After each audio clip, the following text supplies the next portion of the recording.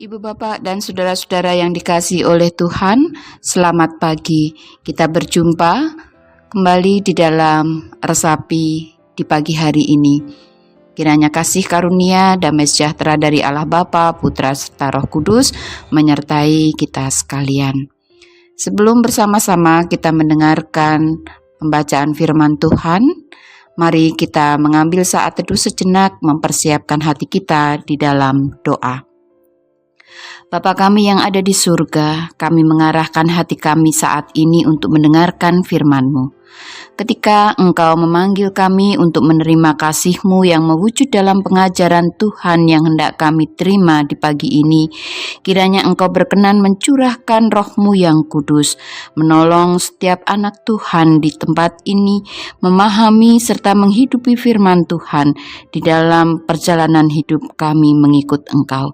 Di dalam nama-Mu yang kudus kami berdoa. Amin. Saudara-saudara yang dikasihi Tuhan, firman yang akan kita baca dan kita renungkan di saat ini kita terima dari Injil Yohanes pasal yang ke-10 ayat 9 sampai dengan ayat yang ke-11 yang demikian. Akulah pintu, barang siapa masuk melalui aku, ia akan selamat, dan ia akan masuk dan keluar dan menemukan padang rumput. Pencuri datang hanya untuk mencuri dan membunuh dan membinasakan. Aku datang supaya mereka mempunyai hidup dan mempunyainya dalam segala kelimpahan. Akulah gembala yang baik. Gembala yang baik memberikan nyawanya bagi domba-dombanya. Demikianlah sabda Tuhan. Saudara, apakah saudara pernah berharap hidup saudara terasa berbeda dari biasanya? Pernahkah saudara berharap bisa menikmati hidup seperti yang saudara impikan?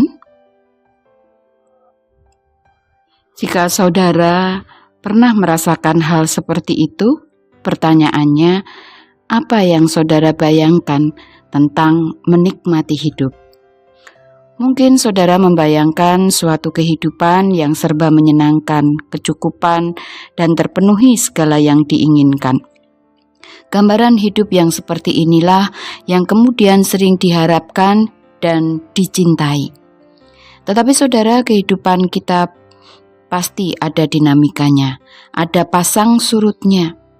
Ketika hidup sedang senang, kehidupan kita sedang mengalami pasang.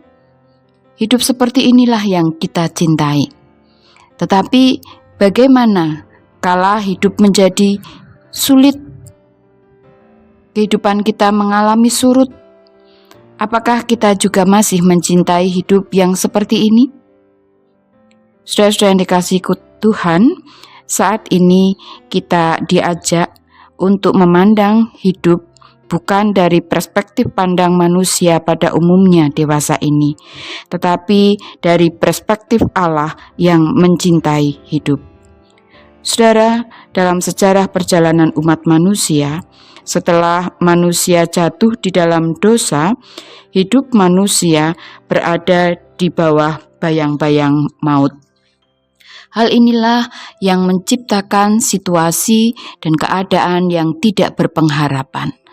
Tetapi Tuhan Allah tidak membiarkan manusia di dalam kerapuhannya. Allah membuka kemungkinan dan kesempatan bagi manusia untuk memiliki hidup yang tidak sekedar hanya hidup. Hidup yang akan berakhir di satu titik tanpa makna dan pengharapan. Tidak. Tetapi Tuhan Allah yang mencintai kehidupan ini memberikan rencana keselamatan supaya hidup manusia tidak berlalu sia-sia. Saudara-saudara dikasihi Tuhan, pengharapan tentang Allah yang mencintai hidup ini terpenuhi dengan kehadiran dan karya Tuhan Yesus. Dalam Yohanes pasal yang ke-10 ayat 9 sampai dengan yang 11 tadi, Yesus mendeklarasikan bahwa dirinya adalah pintu untuk masuk pada keselamatan, yaitu kehidupan yang sejati. Karena memang untuk itulah Ia hadir di dunia ini, yaitu supaya manusia memiliki hidup. Jadi saudara, hidup kita saat ini adalah hidup yang karena anugerah yang telah diwariskan bagi kita. Sehingga hidup kita ini pun bukan hidup yang sembarang hidup, melainkan hidup yang telah dimenangkan. Saudara-saudara dikasih Tuhan, kita dipanggil untuk juga mencintai hidup. Dan mencintai hidup berarti mensyukuri hidup sebagai anugerah Tuhan yang kita wujudkan melalui hidup untuk Tuhan dan untuk sesama. Kehidupan yang terus berjuang untuk mewujudkan hidup yang mendatangkan kebaikan bagi semua, bukan hanya untuk diri sendiri atau sekelompok orang saja. Mencintai hidup berarti juga menjalani hidup dengan rendah hati di hadapan Allah, setia mentaati kehendak Allah. Mencintai hidup juga berani hidup bersama-sama dengan Allah Sang Raja kehidupan dengan segala rencana dan kehendaknya. Berani mengarungi hidup dengan suka dukanya, karena Kristus adalah Sang Gembala yang baik bagi kita. Amin.